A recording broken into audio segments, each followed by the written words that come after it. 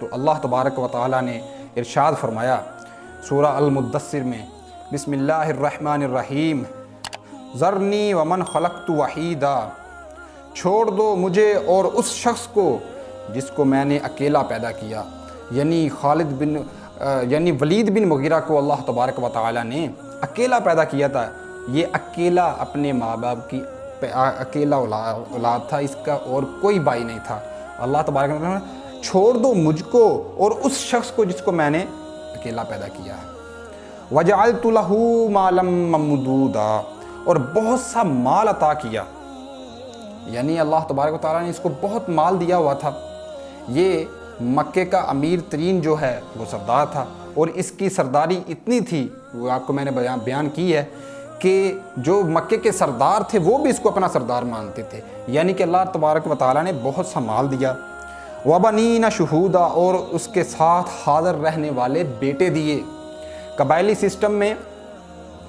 بیٹوں کی بڑی اہمیت تھی، جس کے جتنے زیادہ بیٹے ہوتے تھے اس کی اتنی ہی زیادہ پاور ہوتی تھی، یعنی مین پاور جو ہوتی تھی وہ داغ بٹھانے کے لیے ہوتی تھی۔ اور اللہ تبارک و تعالیٰ نے فرمایا کہ میں نے اس کو تو اکیلا پیدا کیا ہے، لیکن اس کو میں نے حاضر رہنے والے، آنکھوں کے سامنے رہنے والے بیٹے عطا کیے۔ وَمَهَّدتُّ لَهُ تَمْهِيدًا، اور اس کے لیے ریاست کی راہ ہموار کی، یعنی وہ ریاست، یعنی کہ وہ قریش مکہ جو تھے وہ آپس خود تو سردار تھے لیکن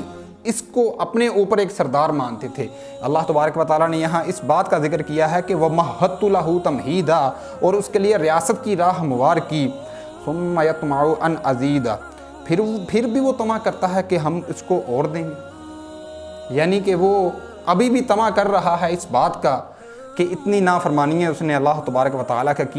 کی ہیں، اور اس پر وہ اور طمع کر رہا ہے کہ ہم اس کو اور دیں گے۔ ثُمَّ يَطْمَعُ أَنْ أَزِيدَ، پھر وہ طمع رکھتا ہے کہ میں اسے اور زیادہ دوں۔ کَلَّا إِنَّهُ كَانَ لِآيَاتِنَا عَنِيدًا، ہرگز نہیں، بے شک وہ ہماری آیات کا مخالف ہے، یعنی کہ جب رسول اللہ صلی اللہ علیہ وسلم کے پاس سے اٹھ کر آیا، دل کے ماننے کے باوجود اس نے انکار کیا۔ اس چیز کو اللہ تبارک و تعالیٰ نے فرمایا کہ ہرگز نہیں، ہم اس کو اور نہیں دیں گے، اس کو ذلیل کریں گے، کیونکہ یہ ہماری آیات کا سخت ترین مخالف ہے۔ سَأُرْهِقُهُ صَعُودًا، ان قریب میں اس کو اونچی گھاٹی چڑھاؤں گا۔ اللہ تبارک و تعالیٰ فرما رہا ہے کہ میں اس کو جہنم میں جب پھینکوں گا تو اس کو اونچی گھاٹی چڑھاؤں گا، اس کو سخت ترین عذاب دوں گا۔ اور یہ وہ شخص ہے جس نے صرف اس کی جو بہت بڑا حق اس کے سامنے عیاں ہو گیا تھا، اس کو چھپانے کی پاداش میں اللہ تبارک و تعالیٰ نے کہا کہ میں اس کو سخت ترین عذاب دوں گا۔ اِنَّهُ فَقَّرَ وَقَدَّرَ، اب اللہ تبارک و تعالیٰ یہاں وہ بیان فرما رہا ہے کہ جو اس نے وہ وہاں پر کھڑے ہو کر اپنے جو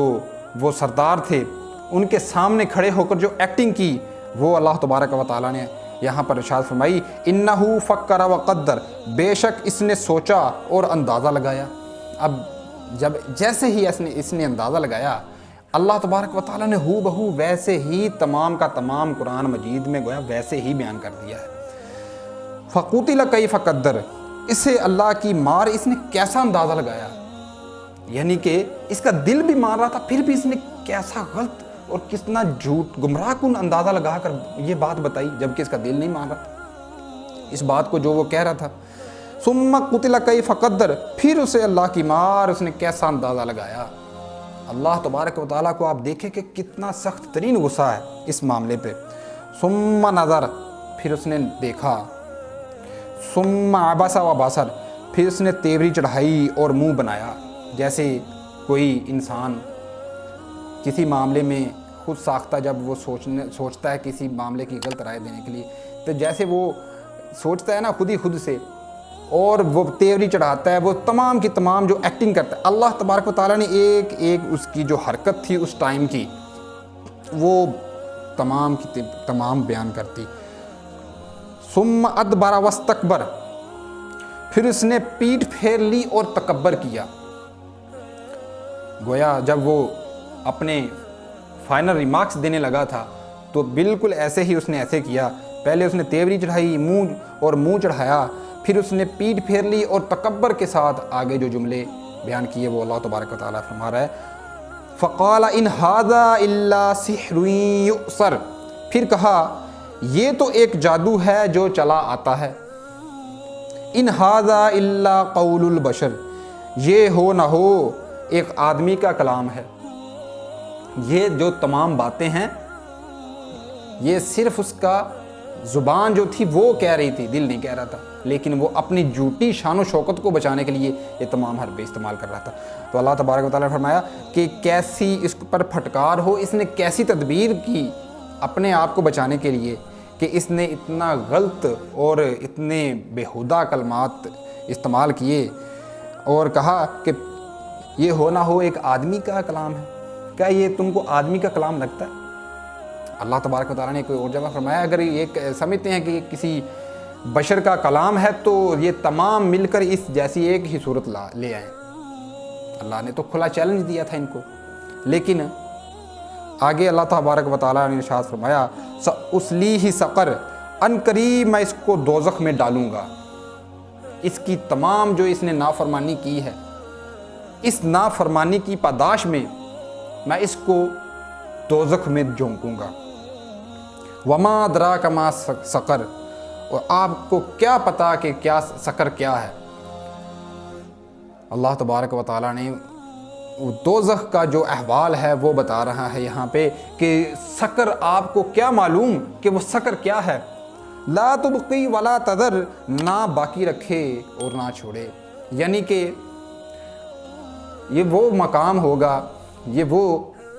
گھاٹی ہے سقر جہاں پر اس کو پھینکا جائے گا اور اس کو اللہ تبارک و تعالیٰ وہ سقر والی چڑھائی چڑھائے گا، اور جب یہ اوپر نیچے عذاب ہوگا اور وہ تمام کی تمام جو گھاٹی ہے وہ بھی اس پر مکمل عذاب کے نیچے اس میں آگ ہوگی، جب یہ وہ گھاٹی چڑھے گا، چڑھنے کے بعد اللہ تبارک و تعالیٰ دوبارہ پھر اسی میں جھونک دے گا، اور اسی طرح یہ سلسلہ ساری زندگی چلتا رہے گا، ہزاروں سال اربوں سال نہ ختم ہونے والی زندگی میں۔ اللہ تبارک و تعالیٰ نے فرمایا کہ میں اس کو اس سقر میں جھونکوں گا جہاں یہ نہ زندوں میں ہوگا نہ مردوں میں ہوگا، اور اگر اس کی کھال جب سڑ جائے گی، اللہ کہتا ہے کہ میں اس کو اور کھال دے دوں گا، اور یہ سلسلہ تا عمر اربوں سال گزرنے کے باوجود بھی ایسے ہی چلتا رہے گا۔ علیہا 19، آگے اللہ تبارک و تعالیٰ ارشاد فرما رہا ہے کہ اس دوزخ کے 19 فرشتے مقرر اللہ تبارک و تعالیٰ نے فرمایا کہ کیے ہیں۔ اب جب یہ اللہ تبارک و تعالیٰ کی آیات جو رسول اللہ صلی اللہ علیہ وسلم نے بیان فرمائیں، جب یہ 19 کا ذکر آیا تو وہ دار الندوہ میں جب دوبارہ بیٹھے، انہوں نے جب میٹنگ کی تو اس میٹنگ میں انہوں نے ایک اور گستاخانہ عمل کیا ان آیات کے اوپر۔ انہوں نے کہا کہ محمد صلی اللہ علیہ وسلم کہہ رہے ہیں کہ جو جہنم میں جس جہنم میں ہمیں جھونکا جائے گا، اس جہنم میں کے اوپر 19 فرشتے جو ہیں وہ مقرر کیے گئے ہیں۔ ان میں سے ایک جو پہلوان بیٹھا ہوا تھا اس نے کہا کہ ان میں سے 17 کو میں سنبھال لوں گا، باقی 2 کو تم دیکھ لینا، یعنی کہ ان فرشتوں کا بھی مذاق اڑایا۔ اللہ تبارک و تعالیٰ نے جو قرآن مجید میں فرمایا ان آیات کا کھلا تمسخر کیا، یعنی کہ یہ معاملات انہوں نے کیے۔ اب اللہ تبارک و تعالیٰ نے جب ولید بن مغیرہ پر یہ تمام گرفت فرمائی، آپ کو پتہ ہے کہ ولید بن مغیرہ کا جو بیٹا تھا خالد بن ولید، وہ اسلام کا اور میں کہتا ہوں اسلام کا نہیں، پوری انسانیت کا سب سے بڑا جرنیل ہے، جس نے اپنی پوری زندگی میں خواہ وہ مسلمان ہونے سے پہلے کی یا مسلمان ہونے کے بعد کی، پوری زندگی ایک بھی شکست اس کے کیریئر پہ نہیں ہے، اور یہ ولید بن مغیرہ جو تھا اس کا والد تھا۔ ولید بن مغیرہ کے 3 بیٹے جو تھے وہ بھی مسلمان ہو گئے۔ اب جب ولید بن مغیرہ کا بیٹا خالد بن ولید جب مسلمان ہوا تو خالد بن ولید کو کسی نے تانا دیا کہ اب تم اسی مذہب میں داخل ہو گئے ہو جس کے ٹیکسٹ بک، جس کی کتاب میں، جس کی جو مذہبی کتاب ہے اس میں تمہارے باپ کے متعلق جو ہے احکامات جو ہیں بیان کیے گئے ہیں، اب تم اسی دین میں داخل ہو گئے۔ تو یہ ایمان کی دولت بڑی مشکلوں سے ملی ہے، بڑی جدوجہد کے بعد یہ اسلام پھیلا ہے۔ اس دور میں اپنے والد، اپنے خاندان، اپنے گھر والوں کے سامنے کھڑا ہونا پڑا تھا۔ یہ دین اتنی آسانی سے ہم تک نہیں پہنچا، لیکن اب جب ہم مسلمان گھرانوں میں پیدا ہو گئے ہیں، یہ اللہ کا بہت بڑا فضل ہے ہم پر۔ اب ہم اس دین کی قدر و قیمت نہیں جانتے، اب ہم اس دین کو پسے پشت ڈال کر اپنی جو زندگی ہے اس کو گزار رہے ہیں اور کہہ رہے ہیں کہ یہ جب موت آئے گی تو دیکھا جائے گا۔ آج ہی وقت ہے اس تمام واقعے سے ہم سبق حاصل کریں، کس طرح لوگوں نے، کس طرح صحابہ کرام نے اپنے گھر والوں کی مخالفت کے باوجود دین کو قبول کیا اور پوری زندگی پھر اس پر قائم رہے، اور ہم جو ہیں اپنی موج مستی سے باہر آنے کو تیار نہیں ہیں۔ ہم جو نماز پڑھنے کو تیار نہیں ہیں، ذکر و اذکار کرنے کو تیار نہیں ہیں، اپنے بھائیوں کے ساتھ اچھے اعمال کرنے کو تیار نہیں ہیں، حقوق العباد جو ہے سر انجام دینے کو تیار نہیں ہیں، گویا ہم تمام برائیوں میں دنسے ہوئے ہیں، اور ہم اللہ تبارک و تعالی سے رحمت کی امید لگائے بیٹھے ہیں۔ یعنی کہ ہم یہ خود ہی سے کہہ رہے ہیں کہ یا اللہ ہم سے کچھ نہیں ہوتا، بس تو ہمیں جنت عطا فرما دے۔ میرے بھائیوں، اس طرح نہیں ہونا، ہمیں خود بھی عمل کرنے پڑنے ہیں، عمل پلس اللہ کی رحمت، پھر ہمیں نجات ملنی ہے، اس سے پہلے نجات نہیں ہے۔ تو آج کے اس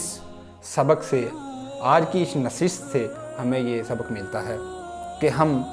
دین کے معاملے میں سستی کاہلی نہ کریں، اور جس قربانیوں کے بعد دین ہم تک پہنچا ہے، ان واقعات کو سننے کے بعد ہم ان سے سبق حاصل کریں، اور یہ جو اللہ تبارک و تعالیٰ نے کافروں کے لیے دردناک عذاب تیار کر رکھے ہیں، ان کو دیکھتے ہوئے اپنی زندگی کو احسن طریقے سے گزاریں۔ میری دعا ہے اللہ تبارک و تعالیٰ سے کہ اگر میرے منہ سے اس دوران کچھ غلط نکل گیا ہو تو اللہ مجھے معاف فرمائے۔ اپنا اور اپنے عزیز و اقارب کا خیال رکھیے گا، اور اسلام جو ہے اس کی خدمت پر اپنی زندگی جو ہے اس کو گزارنے کی کوشش کریے گا۔ اللہ حافظ۔